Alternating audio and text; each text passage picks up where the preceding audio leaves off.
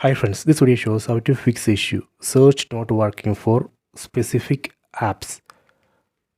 Go to settings, select settings icon from top right corner, go to accounts and profiles, go down, and from here we need to select one profile or account. Let me select profile Anna.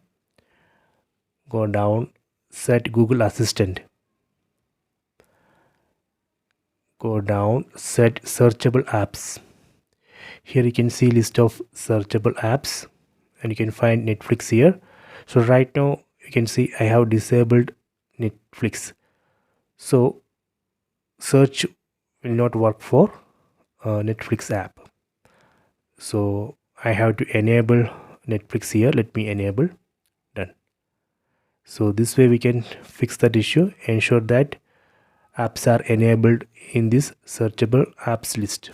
So that way we can fix that issue. Please try this. I hope you have enjoyed this video. Please subscribe this channel. Please like and share the video.